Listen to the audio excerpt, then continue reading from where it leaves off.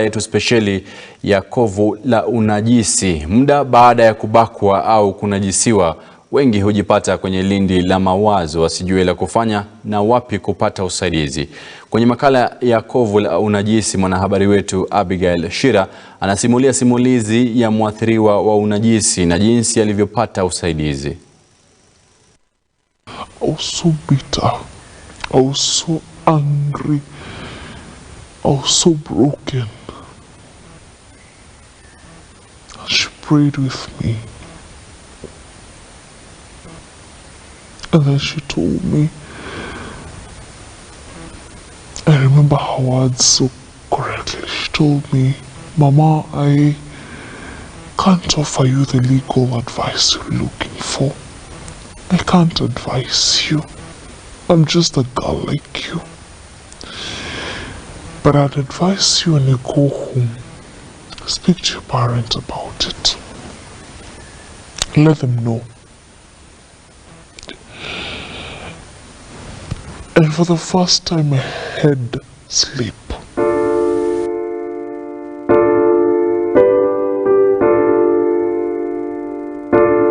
Uchungu, woga, majuto, machungu, hasira na majonzi ni hisia za kawaida kwa binadamu wanapopoteza kitu alichokidhamini sana maishani. Lakini hali hugeuka wakati hisia hizi zinakusibu moja kwa moja kinyume na idhini yako. Ni uchungu usiomithilika kwa binadamu anayeishi kwa tishio la mara kwa mara ya maisha yake, na sio eti yumo katika hatari ya uvamizi, bali ni msongamano wa matatizo chungu nzima ya kiakili, matatizo yanayomkumbusha yaliyomsibu miaka iliyopita. Dhulma ya kingono ni uhalifu ambao umezidi kukita mizizi katika jamii. Kitendo hiki cha kutisha na kutamausha hakichagui ni nani atakuwa mhasiriwa. Kinamsibu yeyote, mkubwa kwa mdogo, maskini kwa tajiri, bila kusaza wanaume kwa wanawake. Kila mmoja yuko hatarini. Leo hii hatuangazii dhulma ya kingono, bali tumepiga darubini kuangazia safari ya kujikwamua na uponaji unaofuatia kwa aliyekumbwa na janga hili, tukitilia manani jinsi muathiriwa alivyokabiliana na msongo wa mawazo na unyanyapaa unaoandamana na dhulma yenyewe. Tunakutana na Albata, likiwa si jina lake halisi, mwanadada mwenye umri wa miaka 23, anauguza majeraha ya kudhulumiwa kingono. Anapoeleza kilichojiri siku hiyo. I was defiled at 12 and I was defiled by my teacher.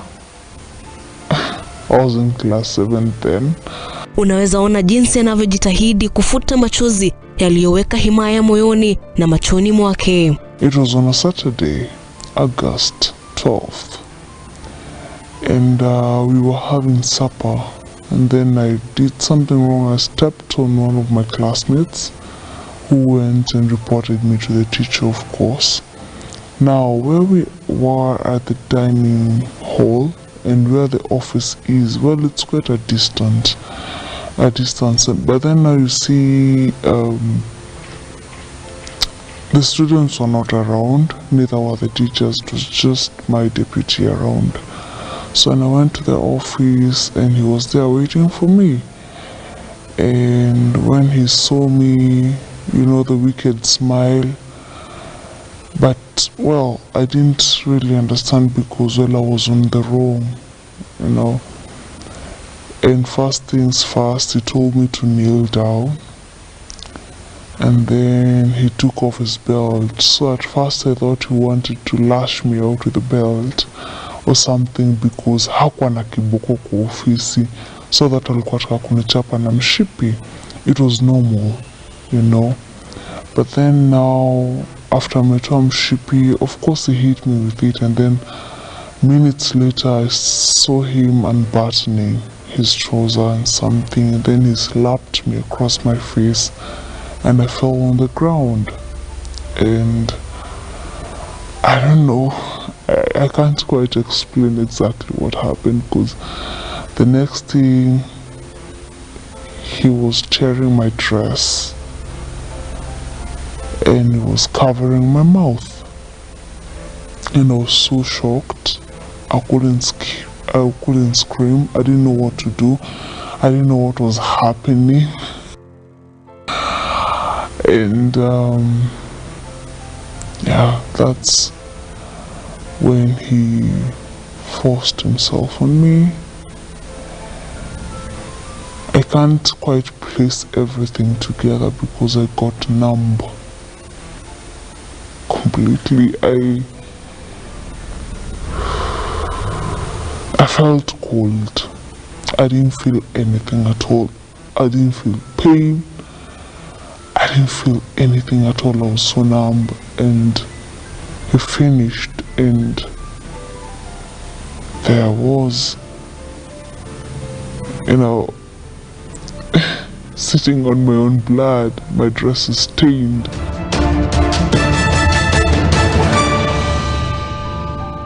Na kama kutia kidonda msumari moto, aliyemtenda unyama huu aliendelea kumwandama hata zaidi. So he threatened me then. He told me, if you tell anybody, I'm going to kill you. And I'm going to repeat this if you dare open your mouth. So I was used to being silenced. So by then it wasn't even a big deal. So I was silenced again. Kilichomfanya kufunguka na kuongelea hali hii hakiwezi linganishwa kwa vyovyote vile na uoga uliomvaa kuhusiana na unyanyapaa kutoka kwa wandani wake. My esteem was already destroyed. I was done thinking about, living a day after. Like every day felt like hell. Yeah, that's cool. I didn't know who to tell. Because again, I was threatened, right? So I didn't know who to tell. And I remember I began to be suicidal then. Started taking pills. Like I'd go to the nurse's room and steal a moxil. Just come and take a moxil on overdose, because now I knew medicine could destroy your liver and you could die, right? So I thought that was an easy way to die. Instead of, trying to hang myself, people would know, but if I just take medicine, it will take them a lot of time before they discovered what killed me. Akianza safari ya kujikubali kutafuta tiba haikuwa rahisi mwanzoni. So the day that I decided to speak up, I remember I woke up my best friend, and it was around 3 a.m. I'm telling her, let's wake up. What is it? She wakes up and she's like, what's up? I'm telling her, Louis, I'm done. I'm exhausted. What's wrong? I've been carrying it for a very long time. What happened? I was raped at 12, and that thing is disturbing me every single day. I can't sleep. When I close my eyes, I see that man. When I close my eyes, I see a lot more coming. I'm so scared. And I remember the first thing Lois did before she even, gave me advice. She prayed with me. She prayed with me. She held my hand and she said this particular prayer, that I should find peace, and forgive myself.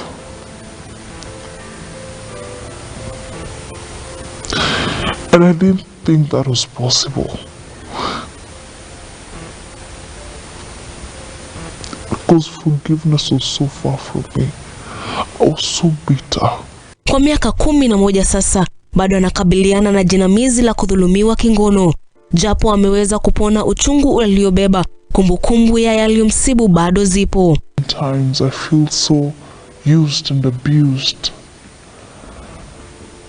So when I think of me collecting the whole girl again, it's draining. Ukimtazama kwa nje bila shaka yusawa na ni msichana mrembo kweli, lakini yake ni safari ya kupambana kila siku, kuweka nyuma madhila yaliyomsibu na kukumbatia mwamko mpya maishani. I'm happy of where I am right now. I am a girl who does not hate men anymore. I'm not at the space where I want to punish them too.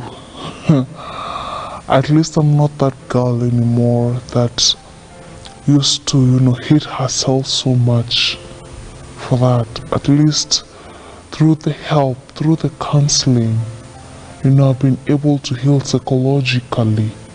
Through me talking about it to my friends, to my parents, it has really gone a long way. Mtaalamu wa afya ya akili akifahamu fika anachokipitia Albata na anaangazia zaidi anavyosaidia waathiriwa kama Albata wanapofika kwake kwa usaidizi. When rape happens, it's important. Evidence preservation is very, very important. And so the person, and this is the part that really is a major challenge, because most of the cases, the person feels like they need to shower immediately. And this is what happens.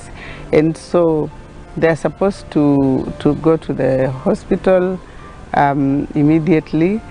They are supposed to carry everything, the clothes, the way they were.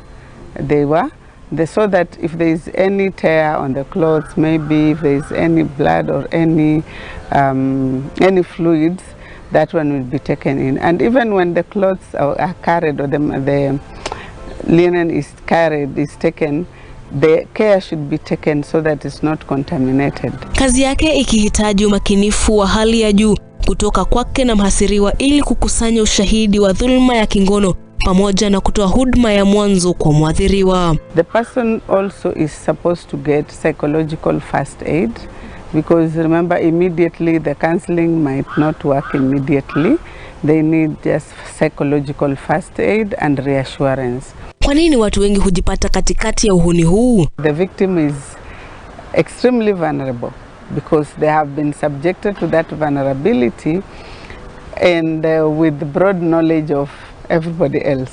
So people know that this child has made a mistake, or the student, and so they're in the office. And so whatever happens there, if that teacher decides to take advantage of this child, chances of that child getting support are minimal. Mariam akitupa taswira kamili jinsi kitendo hiki cha unyama hubadili mwelekeo wa maisha wa muathiriwa. They might grow up learning that there is no justice in this world. And they might either decide to be reactive, they want to get justice for themselves by behaving in a manner that ensures they protect themselves, because now they know that there is nobody else to protect them. Mara si moja dhulma ya kingono humfanya muathiriwa kuridhia maazimio hatari maishani. They all undergo a series of emotions that really affects their life in a much bigger way. And you find that the person even develops things like suicidal tendencies. Kwa wazazi, kuna wale hupokea habari ya kudhulumiwa kwa wanao bila kuwahukumu, lakini baadhi ya wazazi wafanya wanao kujihisi wapweke bila mahali pa kukimbilia. Provide a safe space so that they are able to share, they are able to discuss, they are able to confide in you. As young, when they are still young, teach them about the sensitive parts where nobody should touch them. Mariam anatoa wosia kwa wazazi wanapokumbana na habari za kunajisiwa kwa wanao. Inasikitisha kufahamu ni ngumu kwa waathiriwa kupata haki mahakamani, huku kesi nyingi za dhulma za kingono zikitatuliwa nje ya mahakama na zile zilizobaki kujikokota miaka na mikaka, hali ambayo ni ngumu sana kwa waathiriwa. Those who might want to have out of court settlement.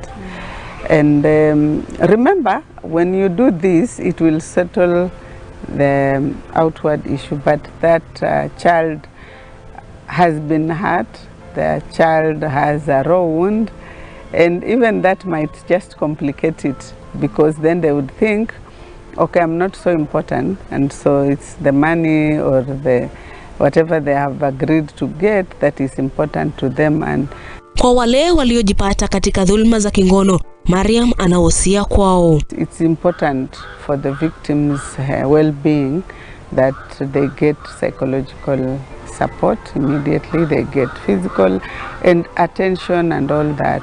Hali ya Alberta imezidi kuimarika siku nenda siku rudi. Ujasiri alionao wa kuhadithia yaliyomkumba siku hiyo ukimtia moyo. I'm not where I was and I'm aiming for higher. If there's anything I want is for those like me to understand that it is never their fault and it is okay, you know, and it will hurt for a little while. But when you speak about it, when you get someone you can talk to, please talk. It goes a long way, it helps big time. And if you can, get psychological help too.